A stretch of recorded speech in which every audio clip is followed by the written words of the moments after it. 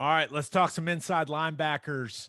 Ted Roof and Brent Venables it seems like they're kind of tag teaming this group of players, but Roof he's the inside backers coach, even though everyone's seen some of these videos of BV coaching up those linebackers. He is detailed to say the least. But let's start with the old man in the group. 6 foot, 224-pound DaShaun White. I think he made a very smart decision coming back, and the guy's played a lot of football.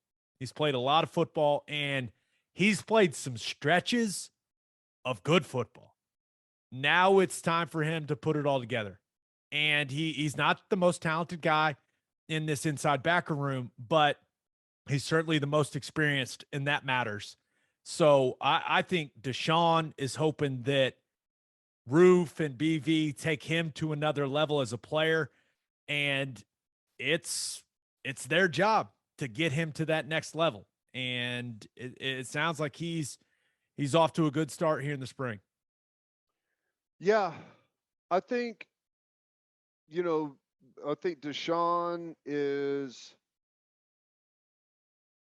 he's in a spot here to where I think he's got some really good opportunity this year.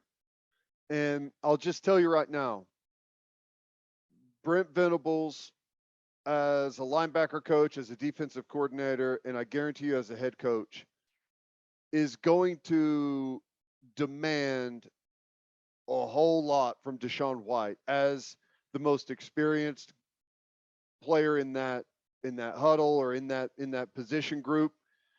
And it's going to be up to him to how he answers that call. It's a clean slate. And if you feel like I'm going to be able to go into this room now and kind of lean on my experience and my standing, so to speak, as a senior, it's just not going to work. You have to go above and beyond. And I know there's always I mean, that just gets thrown around, right? We need everyone to go above and beyond. Well, if everyone's going above and beyond, then we're all kind of doing the same thing. Like, there's going to be an expectation for him, and it's going to be tough to meet that expectation.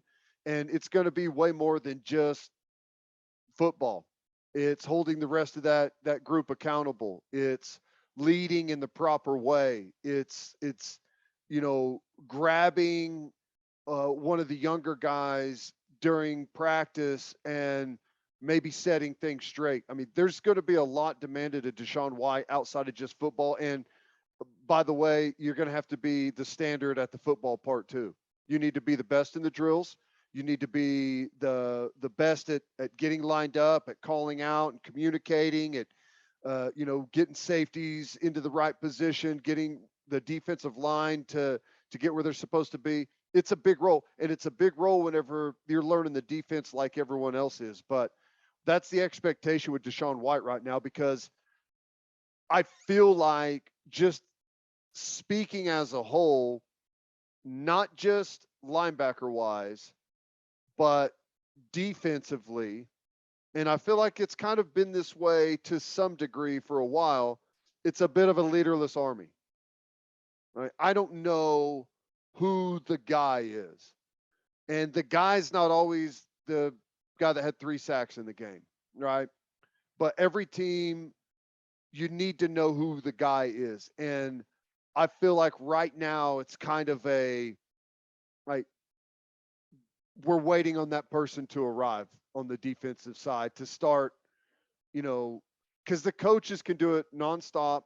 They can talk about the standard. They can try and get everyone up to speed and yell and cuss and do all of those things, but it's never going to mean as much as whenever it comes from one of the players on the team, unprovoked from a coach. Whenever a player all of a sudden starts to feel ownership over the team and feel responsible for what practice looks like and games look like. And that's what I'm waiting on from DaShaun White. And he's capable of that, right? I think he's capable of that, but not to, we're going to make some Clemson comparisons, right? Cause I think it's only natural with BV's time there, but James Skalski was not the best player on that defense, right? No one would tell you he was, but everyone knew he was the leader of that defense. Now, would you like to have seen a few less targeting calls? Sure. But can DaShaun White be the James Skalski?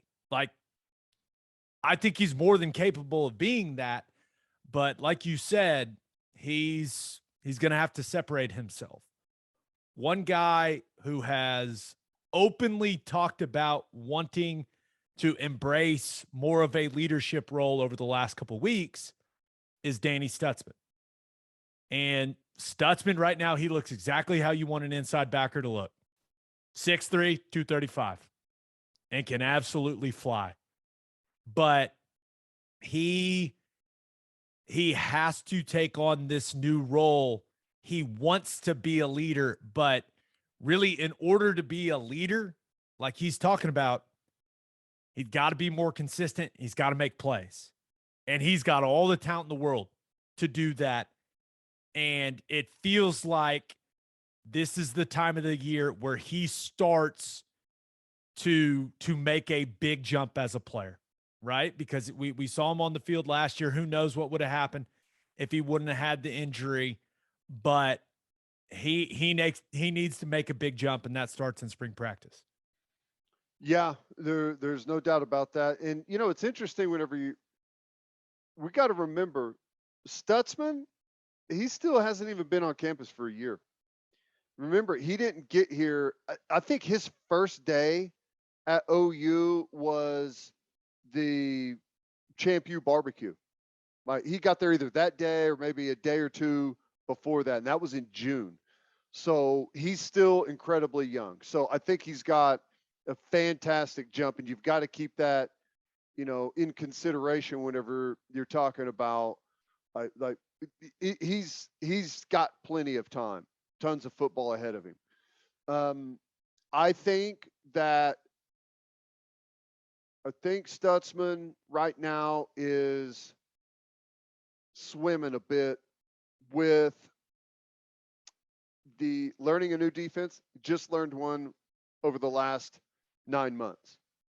Now you're getting a whole new playbook thrown at you, a whole different language, whole different set of drills and all of that stuff. It's a lot to process. I think that's going on.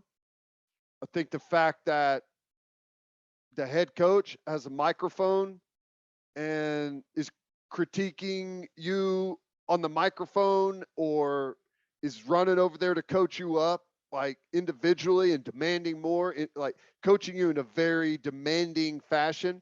I think and he was coached. It's not like he was coached softly before. It's just different when it's the head coach. It just brings a whole new level of like anxiety with it. So I think he's swimming in that moment a little bit right now. But here's the thing. Got great length.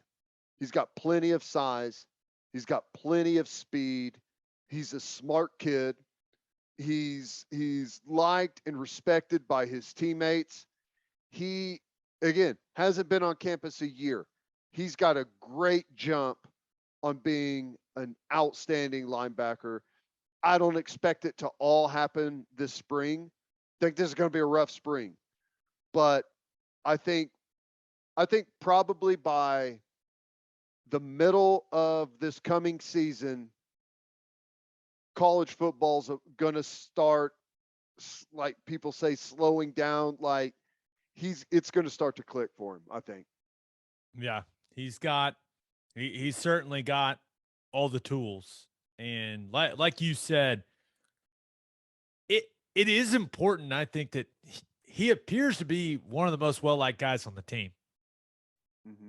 So that's also, like, I think all that stuff matters as well. It does, but you've got to bridge the gap between being one of the most liked guys on the team and also being perhaps the biggest asshole on the team, right? You've got to be able to be both if you want to claim that real top spot there and really take ownership out of everything that's going on. And you can do both. Lots of guys do it. Yeah, you did it. Well, I don't know. I don't know that I was ever really liked. Honesty's important. Honesty's important. All right. David Ogwoegbu. He's still massive. 6'4", 250 right now. And he's still playing inside linebacker. Love his physicality. I think the new staff is very intrigued by what he can develop into as an inside backer. You and I, we had talked about, okay, is he a guy they're going to move around and try some different things with? I wouldn't be surprised if that happens in kind of the back half of spring ball. We'll see. But as of right now, he's still a gigantic inside linebacker. He's looking good. Looks fantastic in a jersey still. He looks great. I think you'll like this comparison. I compare Ogwoegbu to a trebuchet. The medieval weapon? The medieval weapon. Trebuchet is a weapon, obviously, that delivers an incredible amount of force whenever it arrives on target. But before it ever arrives on target, you got to get a bunch of people that horses in an army has to walk it out there, has to put it in place. Then some guys chisel a rock or find a stone somewhere, carry it over there. Then it takes a team to load the trebuchet into position. Then another group of guys load the rock into the trebuchet. And then finally, someone pulls the ripcord or the trigger or whatever, and you sling the huge stone near the target. You didn't hit it, so we need to readjust the trebuchet and get it positioned just right. Then go find a stone that he is a player that I feel like it has to go faster. I need to get lined up faster. I need to see it faster. I need to trigger faster, right? Whenever he arrives with punch and physicality, and he's a devastating inside backer. All right, we got to turn him into like a bazooka or something instead of a trebuchet, to where it's quick, it's fast, it strikes on target, and very easily deployed. It all takes too long for him right now. And I think he can get there. I think maybe a new perspective, coaching, and maybe some higher demands. I think he can get there. He needs to play lower. He's 6'4". It's hard. I mean, that's one of the problems that's why when people talk about linebackers being too small at like 5'11", I almost prefer a 5'11" linebacker. It's easier to play in a bent knee position where you're low and you've got great leverage. Now, the ultimate is whenever you get a guy that's 6'4", 255 pounds, that can play low, that can see it, that can trigger, that can also, when you're 6'4", you got long legs and big feet, and you're kind of, you're not super quick, and it's hard to stay square sometimes if you have to turn and run. It's hard to get back square to the line of scrimmage. Like, there's a lot of things that need work with him. But when he arrives with physicality and with punch. If he can figure out those other things, he can be an outstanding linebacker. And I do think that mentally, I think it took him a long time to get up to speed in the last defense. And I think it's going to take some time in this defense. I think it'll be quicker, but he needs to have a total understanding about everything that's asked of him schematically before he's ever going to be able to unleash his athleticism. And I think that's where his main focus needs to be is I have got to get to a position where I'm no longer thinking. It has to be fluent. I have to be able to play and have to be able to, to really show all the gifts that I have. Because right now, because of he's slow in diagnosing and getting lined up and seeing the formation, he doesn't play like he's 6'4", 250 plus pounds and runs a 4.6 or faster. He doesn't play that way right now consistently, but I think he can get there. He is currently a trebuchet. You would like for him to be a bazooka. Or something, yes. Yeah. Something that we can deploy quicker. We'll see. Got it? Sounds like he just like I feel like this entire inside backer room, like it's not an easy defense. And BV and Ted Roof are going to put a lot on this group. Okay, one guy that is a little shorter, so maybe to your liking, Ted, Shane Witter, 6 foot, up to 216 pounds. Like, he's not the biggest guy in the world, but he can absolutely fly. He's got an edge to him that you and I both like.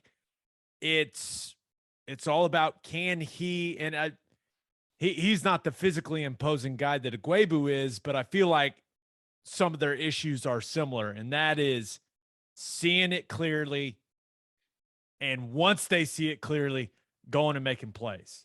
Mm-hmm. Now, when this guy saw it clearly last year, boy, he can go, but I feel like similarly to Ogwoegbu, like he's got to take that step when it comes to the full understanding of the defense. Now the whole group does, but that was certainly one of his issues last year. No doubt about it. No doubt about it. I kind of just I watched the way that he was kind of carrying himself and went from drill to drill, and the way he took the field whenever he was out there. I kind of like what I see from him, just like attitude wise, and he looked like he was locked in, right? He's got a ton of talents. He is incredibly fast. He's one of those guys that is a quick twitch and he can trigger. What I would say negatives are he plays like a sprinter, and linebacker, you don't really play as a sprinter. I don't like straight line speed is great, but I don't necessarily need straight line speed. I need a guy that can start in a stance, take 2 steps up on play action, turn his hips on an angle, fly on a 45-degree out to his zone while keeping vision on the quarterback and keeping vision on the route progression that's happening behind him, get the hips back square to the line of scrimmage, then put a toe in the ground, drive the check down whenever it's thrown, then come to speed or come to balance and get yourself back under control again, shuffle to the side and make a physical tackle. It's got to be all that fast, super fast feet, super fast hips. It's not just how much can I open my stride up and run. That rarely happens. You got to be able to play fast and move in those type of those movements and stay quick and stay square and stay low. And I think he's capable of that, but right now he plays like a sprinter. Overruns things a lot, because there's a difference between running really fast and then when you start to lift like you're a sprinter that just got out of your drive phase and now you're going to your full speed run. Like he plays in that full speed run too much instead of that, you're going full speed, but you don't ever start to lift. Does that make sense? And open up your stride? Yeah. Got to be more of a tight, like your feet need to be super active instead of like opening up the straight line speed. And again, though, like here's the thing, and I don't mean to be critical on all these guys because I think everyone that we've talked about has incredible talents. And has the potential to be really, really good. But, I just want to be honest about some of the things I feel like they need to work on. None of these things are traits that are not totally fixable. All of them are. All of them are. Okay, then we've got what I'll call the new guys. So you've got TD Roof, who has transferred in. Then you've got the freshman, Jaren Kanak, Kobie McKinzie, and Kip Lewis. I just don't. It feels like the room's crowded, right? Like I think that maybe Kanak, if any of the freshmen are going to get on the field, the sense seems to be that it would be Kanak. Now, clearly McKinzie, and the kid's got size, checking in at 6'2", 238. Kip Lewis only weighing 196 pounds, so clearly needs to add to that frame. But of these kind of new guys at this point in spring ball, like are any of these guys kind of factoring in a big way? TD Roof, 100%. If TD Roof plays like a linebacker's son, like a linebacker and linebacker coach's son, he has a really low stance. He plays with a tremendous pad level. He's got really good hips. He always ends up square to the line of scrimmage. He's got good punch with his hands, a good hand placement. Problem is he's real small. But he is technically proficient at linebacker, and it really stands out. He looks great whenever he plays. So I do think that, because of all of those things, he may be a guy that ends up factoring in some shape or another. Kanak is incredibly gifted as an athlete, but he looks like a kid that just left rural Kansas and is all of a sudden playing linebacker at the University of Oklahoma, trying to learn a defense. Like, it's a lot right now, but you see the flashes of athleticism. He's fast and he's got some pretty good punch when he is able to square up and make a play, make a tackle. I think Kip Lewis and Kobie McKinzie are probably going to be works in progress. I would be shocked if I saw either one of those guys factor in a major way in the next year. I think Kobie's got some really good size, but I think he really needs to develop some strength to be stronger. I think he needs to develop more speed.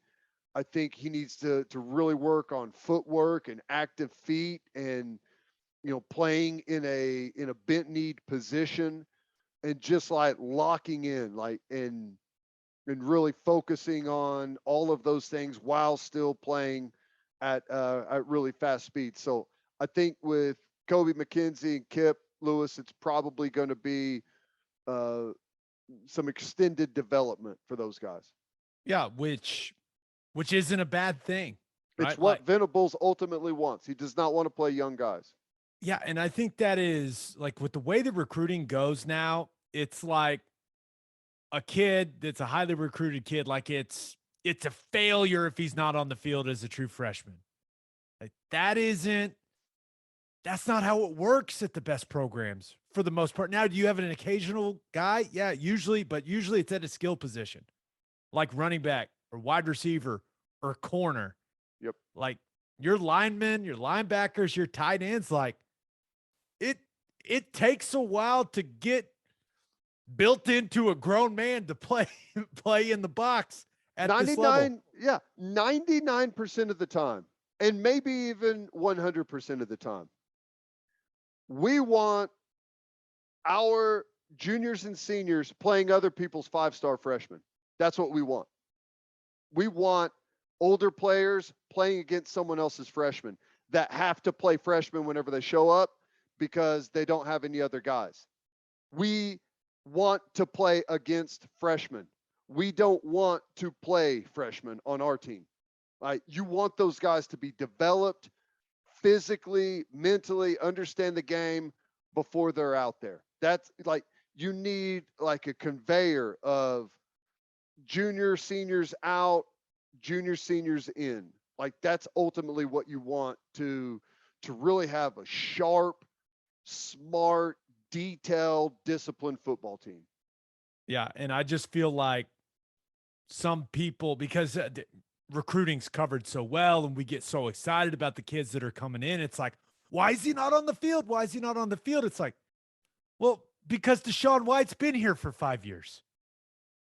He's 5 years older than him. Like, you know what I mean? Like, I just think that it's always good to remind the fan base that it's not the end of the world if the high 4-star freshman isn't on the field right away. That's actually a good thing. But he's fast. Well, he's fast, but he doesn't know where the starting line is, and he doesn't know where the finish. He doesn't even know where the race is, actually. Right?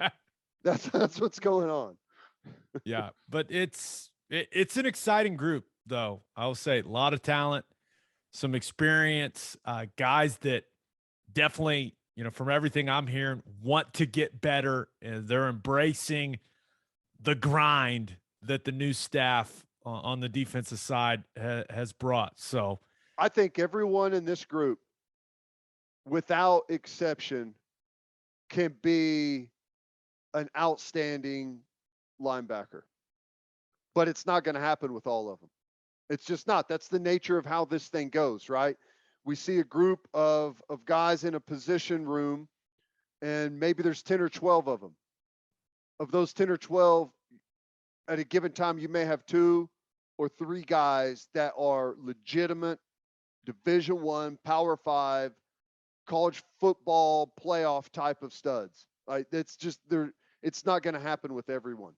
Some guys are never going to lock in, and the talent is going to be wasted, so to speak. Other guys are going to have injuries. Other guys are maybe are going to fall behind physically a little bit and not develop like we thought they would. I mean, it is not a 100% deal with everyone. There's going to be guys that fall by the wayside, but out of this group, there will emerge 2, 3 guys that are legitimate top end linebackers in college football. That's my opinion.